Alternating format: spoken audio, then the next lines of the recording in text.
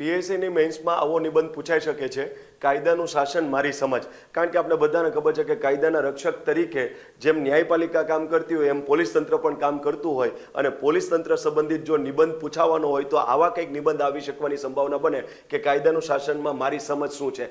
આનું પીડીએફ તમારે જોતી હશે તો વિડીયોની નીચે જે ડિસ્ક્રિપ્શન હશે એમાં લિંક પર તમને મળી જશે. હવે આવો નિબંધ હોય ત્યારે આપણે કેવી રીતના લખવું જોઈએ? કારણ કે આવો નિબંધ તો જીપીએસસીમાંય પૂછાઈ શકે, યુપીએસસીમાંય પૂછાઈ શકે કે કાયદાનું શાસન અને મારી સમજ. તો આને એકદમ સરળતાથી તમે સમજો તો આપણે આમને આવી રીતના લખી શકીએ કે જંગલમાં પણ જંગલના કાયદાઓ હોય છે, એને આધીન પશુઓ પોતાનું સહજીવન જીવતા હોય અને આહાર શૃંખલા ચાલતી હોય. તો માણસ તો એ સામાજિક પશુ છે અને એની પાસે બુદ્ધિ છે, એની પાસે સંવેદના છે, તો એનું સંચાલન કરવા માટે પણ કાયદા જરૂરી છે. તો આવી કોઈક રૂપરેખાથી આપણે શરૂઆત કરવી જોઈએ. કારણ કે પહેલા આપણે કાયદો સમજાવવાનો છે, પછી કાયદાનું શાસન સમજાવવાનું છે, પછી આપણે એમ કહેવું જોઈએ કે કાયદાનું શાસન નબળું કેમ પડે છે, અને પછી એનો ઉપાય સમજાવવો જોઈએ. તો આપણો નિબંધ એકદમ આકર્ષક લાગે ને દરેક મુદ્દાઓને કવર કરી દીધેલા હોય તેવું લાગે. ક્લિયર છે? તો આ મુદ્દાને આપણે કેવી રીતના પેલું ડ્રાફ્ટિંગ કરવાનો પ્રયત્ન કર્યો, જેમ જંગલમાં પણ જંગલના કાયદા હોય, જંગલની આ શૃંખલા અને પશુઓનું સહજીવન ચાલતું હોય, તો પછી સંવેદના, બુદ્ધિમત્તા અને લાગણીથી તરબોળ સામાજિક પશુ એવા માનવને સુચારુ સંચાલન માટે કાયદા જરૂરી છે. જેમ નજર હટે અને દુર્ઘટના ઘટે એમ સમાજમાંથી જો કાયદાઓને દૂર કરી નાખવામાં આવે તો અરાજકતા સ્થાપાઈ જાય, કાયદાનું શાસન પણ રહેશે નહીં. તો એવો મુદ્દો આપણે લઈ લેવાનો. અને પછી શું લખ્યું? તેથી શાંતિ, સુવ્યવસ્થા, શિસ્તતા સાથેની ઉત્તમ ગૌરવપૂર્ણ માનવ સભ્યતાની સ્થાપના અને વિકાસ માટે કાયદાનું રક્ષા કવચ અનિવાર્ય છે. એટલે પહેલો પેરેગ્રાફ આપણે કાયદા પર ફોકસ કર્યો. હવે બીજો પેરેગ્રાફ આપણે કાયદો અને કાયદાનું શાસન ઉપર ફોકસ કરશું. કારણ કે આપણે કીધું છે કાયદો નહીં, કાયદાનું શાસન. તો કાયદાનું શાસન માટે આપણે પહેલું આવું કરવું જોઈએ કે કાયદો અને કાયદાનું શાસન આ બંને શબ્દ ભલે એક જેવા લાગે છે પણ એમાં વચ્ચે ભેદ રેખા છે. કેમ? તો આપણે ઉદાહરણ સમજીએ કે વિશ્વ અને ભારત બધાએ જ્યારે માનવની ઉત્ક્રાંતિ થતી હતી ને ત્યારે પેલા આદિમાનવનું શાસન જોયું, ત્યારબાદ રાજાશાહીનું શાસન જોયું, ત્યારબાદ ગણરાજ્યનું શાસન જોયું, ત્યારબાદ લોકતાંત્રિક વ્યવસ્થાનું શાસન જોયું. એટલે આવી અલગ અલગ પ્રકારની શાસન પ્રણાલી છે. આ બધામાં કાયદા તો હતા, પણ આ બધી શાસન પ્રણાલીમાં કાયદાનું શાસન હોય એવું જરૂરી નથી. તમને એમ થાય કે કેમ એવી રીતના? તો એકદમ સરળતાથી આપણે સમજીએ કે રાજાશાહી હોય ને એમાં કાયદો હોય, એટલે કાયદાનો ભંગ કરે ને એટલે સામાન્ય પ્રજાને રાજા દંડ આપે.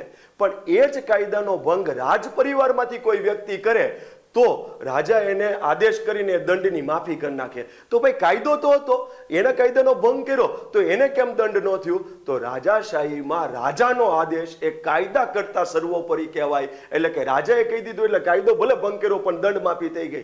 તો એ સેન્સમાં કહેવાય રાજાશાહીમાં કાયદા હોય પણ કાયદાનું શાસન હોય એવું જરૂરી નથી. એટલે આપણે કાયદાનું શાસન સમજાવતો આખો પેરેગ્રાફ સરસ રીતે ડ્રાફ્ટ કરી દીધો. કાયદો અને કાયદાનું શાસન બંને શબ્દ એકબીજાના પર્યાય છે, પણ તેની વચ્ચે ભેદરેખા સમજવી જરૂરી છે. ભારત અને વિશ્વએ માનવની ઉત્ક્રાંતિ સમયે જુદા જુદા શાસનો જોયા. આદિમાનવનું શાસન, પછી રાજાશાહીનું શાસન, પછી ગણરાજ્યનું શાસન, પછી લોકતાંત્રિક શાસન, એમ વિવિધ પ્રકારના શાસન જોયા. દરેક શાસન પ્રણાલીમાં કાયદા તો હતા જ, પરંતુ દરેક શાસન પ્રણાલીમાં કાયદાનું શાસન હોવું જરૂરી નથી. ઉદાહરણ જોઈએ તો રાજાશાહીમાં કાયદાઓ હોય છે પણ કાયદાના ભંગ બદલ સામાન્ય પ્રજાને રાજા દંડ કરી દે છે. પરંતુ જ્યારે રાજ પરિવારનો કોઈ સભ્ય તેવો જ ગુનો આચરે ત્યારે રાજા આદેશ કરી દંડ માફી કરે છે. આમ રાજાશાહીમાં કાયદો છે પરંતુ કાયદા ઉપર પણ રાજાનો આદેશ સર્વોપરી હોવાથી કાયદાની શાસનની ત્યાં ગેરહાજરી જણાય છે. એટલે કાયદો સમજાઈ દીધું. પછી આપણે કાયદાના શાસન ઉપર આવ્યા. હવે આપણે વાત કરશું કે કાયદાનું શાસન કેવી રીતના હોય. તો વિશ્વના જેટલા પણ અત્યારમાં લોકતાંત્રિક દેશ હશે ત્યાં કાયદાનું શાસન જોવા મળે છે. આ કાયદાના શાસનની પરિભાષા સમજાવનાર વ્યક્તિ હતો બ્રિટિશનો જ્યુરિસ્ટ એટલે કે ધારાશાસ્ત્રી એવિડાઇસી. એણે શું કીધું કે કાયદાનું શાસન માટે મહત્વનું છે કાયદા સમક્ષ બધા સમાન. હવે આપણે એમ થાય કે એમ કેમ? તો ધ્યાનથી સમજો કે કાયદાનું શાસનમાં કાયદા સમક્ષ સમાનતા એટલે શું? તો એણે એવું સમજાવ્યું કે કાયદો જ્યારે હોય ત્યારે એમ નહીં જોવાનું કે આ શાસક છે કે નોકર છે, આ અમીર છે કે ગરીબ છે, આ જ્ઞાતિમાંથી આવે છે કે પેલી જ્ઞાતિમાં, આ ધર્મમાંથી આવે છે કે પેલા ધર્મમાંથી, ભણેલો છે કે અભણ છે, કાંઈ નહીં જોવાનું, કાયદા સમક્ષ બધા સમાન. એવા સેન્સમાં કોઈને જો વિશેષાધિકાર ન મળે તો શાસકને ડર લાગે, વડાપ્રધાન હોય તો એને ડર લાગે, રાષ્ટ્રપતિ હોય તો એને ડર લાગે કે હું કાયદો ભંગ કરીશ ને તો મારી શરમ નહીં રાખે, મને દંડ થશે. તો એવા સેન્સમાં કહેવાય કાયદા સમક્ષ જો બધા સમાન હોય તો કાયદાનું શાસન સ્થપાઈ ગયું. તો આ પેરેગ્રાફ આપણે એના મહત્વ ઉપર લઈ જશું. તો વિશ્વના પ્રમુખ લોકતાંત્રિક દેશોમાં આજે કાયદાનું શાસન હોય છે, રાજાશાહી નહીં, લોકતાંત્રિક દેશોમાં.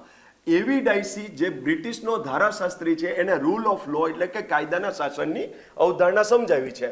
તો કારણ કે કાયદા સમક્ષ અમીર ગરીબ, શાસક નોકર, શિક્ષિત નિરક્ષર બધા સમાન ગણાય છે. તેથી કાયદાના ભંગ બદલ દંડ આપવામાં કોઈ પણ પ્રકારની અસમાનતા જોવા મળતી નથી. અર્થાત કોઈ વ્યક્તિ પદ આધારે વિશેષાધિકાર ભોગવી શકતો નથી. એનો મતલબ કાયદાનું શાસન એટલે શું? કાયદાના શાસનમાં કાયદો જ સર્વોપરી છે, કોઈ વ્યક્તિ કે કોઈ પદ નહીં. ચાલો આ બધું સમજાઈ દીધું. હવે જે મુદ્દો આવે છે ને કે જે ઓછા પેપરમાં જોવા મળે કે આપણે કાયદાના શાસનને નુકસાન ક્યાં થાય છે? આપણે લોકતાંત્રિક દેશ છે તો કેમ વાત વાતમાં એમ કે હવે કાયદાનું શાસન નથી, હવે તાનાશાહી જોવા મળે છે, હવે બાબુશાહી જોવા મળે છે, હવે અરાજકતા જોવા મળે છે? તો યાદ રાખજો, કાયદાનું શાસન ખાલી સરકાર ન તોડી શકે, અધિકારીઓ તોડી શકે અને નાગરિક પણ તોડી શકે. જો આવી બૌદ્ધિકતા આપણે નિબંધમાં સેટ કરી દઈએ તો કોઈ પણ વ્યક્તિને એમ ખબર પડે કે આ ગોખેલો વ્યક્તિ નથી, આની પોતાની સારી મૌલિકતા છે જેણે નિબંધમાં ઇન્ટ્રોડ્યુસ કરી છે. અને બહુ સરળતાથી જો કન્સેપ્ચ્યુઅલ ક્લિયરિટીથી સમજી જાય તો આપણે વાંધો ન આવે. સે ફોર એક્ઝામ્પલ, આ ત્રણ વ્યક્તિ કેવી રીતના કાયદાનું શાસન તોડી શકે? અથવા તો જો સરકારને પૂર્ણ બહુમત મળી જાય, અસાધારણ બહુમત એટલે કે વિપક્ષ જેવું કઈ રહેતું જ નથી, તો એ સરકાર જે છે એ બંધારણીય આદર્શોનું પછી અવહેલના કરવા મળશે. કેમ? કારણ કે એની પાસે રોકવાળું કોઈ છે જ નહીં, એની પાસે સ્પષ્ટ બહુમત અને અસાધારણ બહુમત છે. તો સરકાર ધીમે ધીમે તમે શું બોલવા મળશો? તાનાશાહ. અને તાનાશાહ તમે જો બોલવા મળશો એટલે કાયદાનું શાસન નહીં, હવે સરકાર પાસે બહુમત છે, પૂર્ણ બહુમત, એટલે એનું શાસન થઈ ગયું. પછી આવી રીતના જ્યારે સરકાર બને ત્યારે ધર્મ, જાતિ, જ્ઞાતિ, ભાષા, પ્રાંતનો પૂર્વાગ્રહ આધારે એ એવા કાયદાઓ બનાવે કે જેનાથી વિશેષ વર્ગને લાભ થાય, તો એ પણ કાયદાનું શાસન કહેવાશે નહીં અને એને તાનાશાહી તરફ વળતું કહેવાશે. સરકારી અધિકારી પણ કેવી રીતના કાયદાનું શાસનનો ભંગ કરી શકે અને સમાજમાં એ કરે ત્યારે આપણે બધા બાબુશાહી બોલતા હોઈએ છીએ ને. તો સરકારી અધિકારીને ખબર છે કે મારી પાસે જોબ સિક્યુરિટી છે, મને ગમે તેવું કરશે, મને રિટાયર્ડ ન થાવ ત્યાં સુધી મને કોઈ હટાવી નહીં શકે, પછી અમુક ઉંમર થાય એટલે મને પ્રમોશન મળી જ જવાનું છે, બરાબર, પછી મેં રાજકીય સાઠગાંઠ કરી લીધી એટલે મને કોઈ રોકવા વાળો નથી, અથવા તો મારામાં કોઈ અસંવેદનશીલતા છે કે લોકોનું જે થવું એ થાય, મારો પગાર, મારું પ્રમોશન, બરાબર, અને મારી પાસે વિવેકાધીન સત્તાઓ, તો એવા સેન્સમાં હું કાયદાની ઉપરવટ જઈને કામ કરવા મળીશ તો એ પણ કાયદાનું શાસનનો ભંગ કર્યો અને એને કહેવાય બાબુશાહી. હવે તમને એમ થાય કે નાગરિક તો બિચારા બાપડા હોય ને, એ તો કઈ કાયદાનું શાસન ભંગ ન કરે, નાગરિક જવાબદાર બની શકે એ એંગલ આપણે નિબંધમાં લખવો જોઈએ. નાગરિક કેવી રીતના કરી શકે? તો ધ્યાનથી સમજો. નાગરિક એમ કે મારો મૂળભૂત અધિકાર ભંગ નહીં કરતા હોય ને તો હું કોર્ટમાં જઈશ, હું સરકારને એમ કહીશ કાયદાઓ રદ કરાવી દઈશ. તો મૂળભૂત અધિકાર તમે માંગો છો તો તમારી ફરજ દેશ માટે હતી, મૂળભૂત ફરજો, એનું ક્યાં તમે પાલન કરો છો કે રાષ્ટ્ર ધ્વજને સન્માન આપવું જોઈએ, વન પર્યાવરણની રક્ષા કરવી જોઈએ, રાષ્ટ્રીય પ્રોપર્ટીની રક્ષા કરવી જોઈએ. પણ નાગરિક પણ જો નિરક્ષર હોય અને એનામાં પણ પૂર્વાગ્રહ હોય કે આ ધર્મ, આ જાતિ, આ ભાષા, અને એમાં પછી કોઈ ટૂલ કિટ બનાવે કે સરકારની સામે કેમ લડાય, કેમ આંદોલન કરાય, તો નાગરિક નિરક્ષરતા અને એના પૂર્વગ્રહનો ઉપયોગ કરીને જો બીજી કોઈ ટૂલ કિટો આવે તો એ પણ કાયદા દ્વારા ચૂંટાયેલી સરકારને બીજી વખતે ઇલેક્શનમાં હરાવ્યા પહેલા વિરોધમાં સશસ્ત્ર વિદ્રોહ કરીને સરકારનું પતન કરી નાખે તો એ પણ કાયદાના શાસનનો ભંગ કરે છે અને શું સ્થાપે છે? અરાજકતા સ્થાપે છે. એટલે નાગરિક પણ એવું કરી શકે એનું બેસ્ટ એક્ઝામ્પલ આપણે નિબંધમાં ટાંકી દેવાનું. બાંગ્લાદેશની કટોકટી શેખ હસીના કાયદેસરની કાયદા દ્વારા સ્થાપિત સરકાર ચલાવતા હતા અને એમાં હિન્દુ મુસ્લિમ બધા શાંતિથી રહેતા હતા, પણ ધર્મની અંધતા ઉપર એક વર્ગ બહાર નીકળી ગયો અને કાયદાની જે સ્થાપિત સરકાર હતી એને પતન કરી દીધું અને ત્યાં આજે અરાજકતા છે. એનો મતલબ શું? ત્યાં બાંગ્લાદેશમાં કાયદો છે, બંધારણ છે, પણ છતાંય લોકોને કોઈ રોકવા વાળું નથી, તો એને કહેવાય કાયદાનું શાસનનું ભંગ. તો સરસ, આ ડ્રો કરવું જરૂરી નથી, પણ આવા મુદ્દાઓ તમારે મધ્ય ભાગમાં સરસ રીતે લાવી દેવા જોઈએ. અને છેલ્લું, આનો અંત કેવો કરવો જોઈએ? હવે કાયદાનું શાસન કોણ ભંગ કરી શકે? સરકારે કરી શકે, અધિકારીઓએ કરી શકે અને નાગરિકોએ કરી શકે. તો આપણે મસ્ત સરસ રીતે આનો એન્ડ આવો કરવો જોઈએ. ભલે એક લાંબુ વાક્ય હોય પણ અસરકારક હોય તો તમારું જોરદાર થઈ જાય. જેમ કે સરકારી અધિકારીને, જેમ કે સરકારને ભલે પૂર્ણ બહુમત મળી જાય, પણ એ બંધારણીય આદર્શનું પાલન કરે કે બંધારણ પ્રમાણે ચલાય. ભલે આપણે લોકોએ ખોબે ખોબે મત આપ્યા છે, પણ આપણે બંધારણનું આદર્શ પાલન કરવું જોઈએ.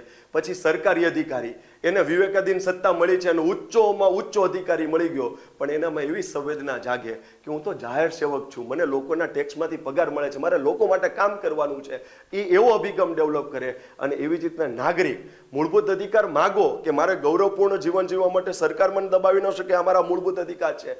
એમ સામે રાષ્ટ્ર પ્રત્યે તમારી ફરજ જાણીને રાષ્ટ્ર માટે જરૂરી બંધારણીય મૂલ્યો અને મૂળભૂત ફરજોનું પાલન કરે તો દેશમાં કાયદાનું શાસન સ્થપાય અને રામ રાજ્યની સ્થાપના થઈ શકે. કારણ કે મને સરકારનો વિરોધ હોય તો મારે સશસ્ત્ર બળવો કરવા કરતાં 5 વર્ષ પછી ચૂંટણી આવે, વોટ દાબો ને અને તમને ગમતી સરકારને ચૂંટો ને, પણ એના પહેલાં તમે જો અધીરા થઈને કરશો તો એ કાયદાનું શાસનનો ભંગ કહેવાશે. કારણ કે તમે કાયદા દ્વારા સ્થાપિત સરકારનું પતન કરવાનો પ્રયત્ન કર્યો, જે તમને ઓલરેડી બંધારણ 5 વર્ષ પછી છૂટ આપવાની છે કે સરકારને બદલી શકો. તો આપણે અહીંયા સરસ રીતે એનો અંત કરી દીધો. ભલે સરકારને અસાધારણ બહુમત પ્રાપ્ત થયો હોય, પરંતુ બંધારણીય આદર્શવાદ, કોન્સ્ટિટ્યુશનલ મોરાલિટીને અનુરૂપ કાર્ય કરે. ભલે ઉચ્ચ સરકારી પદ મળ્યું હોય, પરંતુ સંવેદનશીલતા દાખવતા મળેલ વિવેકાધીન સત્તાઓની કાયદાની મર્યાદામાં રહી જાહેર સેવક તરીકે કામ કરે, એટલે કે અધિકારીઓ ભલે નાગરિક તરીકે ગૌરવપૂર્ણ જીવન જીવવા માટે મૂળભૂત અધિકારોની તીવ્ર ઝંખના કરે, પરંતુ સાથોસાથ રાષ્ટ્ર માટે જરૂરી બંધારણીય મૂલ્યો અને મૂળભૂત ફરજોનું અનુપાલન કરે તો ઉત્તમ કાયદાનું શાસન ધરાવતું રામ રાજ્ય સ્થાપી શકાય. મને એવું લાગે છે કે નિબંધ ચેક કરવાવાળાને એટલો ખ્યાલ આવશે કે ભલે તમને અનુરૂપ એવા હોય તો તમે સુવિચાર લખો, કાવ્યની પંક્તિઓ લખો, પણ બેઝિક માળખું પણ આપણા નિબંધમાં હોવું જરૂરી છે. આટલું ક્લિયર છે? તો આ રીતના લખાય અને આની લિંક ઉપર તમે ક્લિક કરશો તો તમને આ PDF મળી જશે, ડિસ્ક્રિપ્શનમાં આપેલું હશે.